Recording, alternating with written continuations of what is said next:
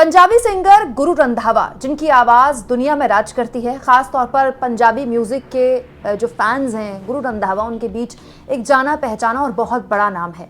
दोस्तों, गुरु रंधावा ने मोदी सरकार को आईना दिखाया है, या फिर ये कह लें कि मोदी सरकार को एक तरह से वो उधर ध्यान देने पर मजबूर किया है, उनसे रिक्वेस्ट की है जिस और इस सरकार का कोई ध्यान नहीं है।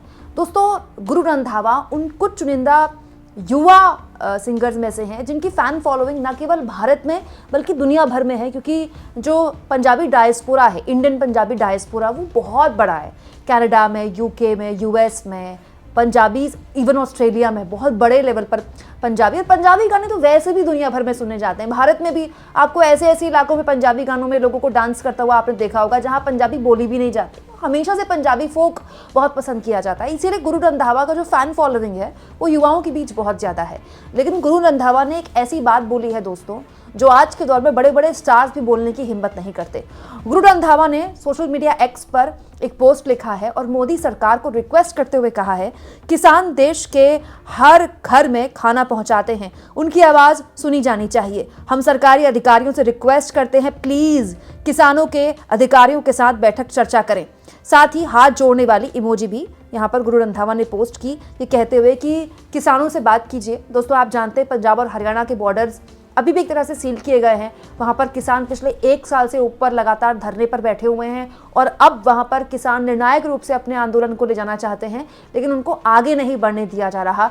यही वजह है कि गुरु रंधावा ने किसानों को सपोर्ट किया है और सरकार से कहा है कि प्लीज़ किसानों की बात सुनिए, किसान हर घर खाना पहुंचाते हैं। दोस्तों, ये आज के उस दौर में हो रहा है जब अमिताभ बच्चन 2014 से पहले इस बात को लेकर परेशान थे कि पेट्रोल डीजल के दाम बहुत बढ़ गए, लेकिन 2014 के बाद से उन्होंने चुप्पी की चादर ओढ़ ली। उनको फर्क ही नहीं पड़ता कि पेट्रोल 100 रुपये के पार पहुंच गया। जब अक्षय कुमार मोदी जी से पूछते हैं, आप आम कैसे खाते हैं, काट के या चूस के? और एक ऐसा दौर जब वरुण धवन जैसे बडिंग एक्टर, जी हाँ बडिंग एक्टर, अमित शाह के आगे हाथ जोड़कर खड़े हुए ये कहते हुए कि देश के हनुमान तो आप ही रहे। अब वरुण धवन ने एक प्रोग्राम में अमित शाह से पूछा है, राम और रावण में अंतर बताइए। फिर अमित शाह उनको राम और रावण का अंतर बताते हैं और फिर वरुण धवन उनसे कहते हैं कि वाह क्या बात है, मैं तो मंत्रमुग्ध हो गया आपको सुनकर, मेरे लिए तो देश के हनुमान आप ही हैं। एक ऐसा दौर जब एक पूरी की पूरी पीढ़ी, चाहे पुरानी पीढ़ी हो या मौजूदा पीढ़ी हो, वो पूरी की पूरी सरकार के आगे नतमस्तक है। सोचिए, गुरु रंधावा जैसे लोग सामने आकर सरकार को आईना दिखा रहे हैं, सरकार से कह रहे कि आप बात क्यों नहीं कर रहे हैं किसानों को। वो किसान जो हर घर खाना पहुंचाते हैं, ऐसी क्या नाराजगी हो गई कि आप किसानों से बात भी नहीं कर सकते।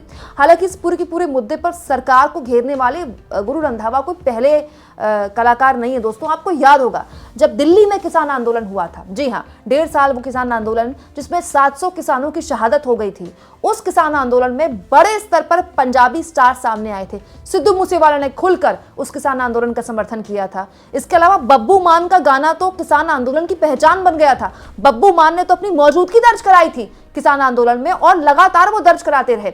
और दिलजीत दोसांझ भी उनमें से एक थे। दोस्तों, तब तो दिलजीत दोसांझ इतने बड़े फिनोमिना नहीं बना था। ऑफ कोर्स दिलजीत तब भी बहुत बड़े स्टार थे, लेकिन दिलजीत के इतने दुनिया भर में कॉन्सर्ट्स नहीं हुआ करते थे। दिलजीत दोसांझ ने उस वक्त भी ना केवल वो जो धरना स्थल था वहां आए, बल्कि किसानों के आंदोलन में 1 करोड़ रुपए दान किया। यही वजह है शायद कि दिलजीत दोसांझ को तब से लेकर अब तक लगातार अलग अलग मामलों में ट्रोल किया जाता है। आज भी उनको अलग अलग तरह से उनके काम में हस्तक्षेप डालने की कोशिश की जाती है, लेकिन तब से लेकर अब तक दिलजीत ने अपने स्टैंड, अपनी विचारधारा में कोई परिवर्तन नहीं किया और आज भी वो अपनी विचारधारा में कायम है। और उसी क्रम में एक नया नाम जुड़ गया है गुरु रंधावा का, जिन्होंने मोदी सरकार को आईना दिखाया कि आप किसानों से बात क्यों नहीं कर रहे हैं, उन किसानों से जिनकी वजह से आपकी मेरे घर में खाना पहुंच रहा है। दोस्तों, आप इस मुद्दे पर क्या सोचते हैं, कमेंट बॉक्स में जरूर लिखें और जितना हो सके चैनल को शेयर करें, सब्सक्राइब करें और थैंक्स और ज्वाइन के ऑप्शन से अगर आप चाहें तो कुछ आर्थिक मदद भी चैनल की जरूर करें।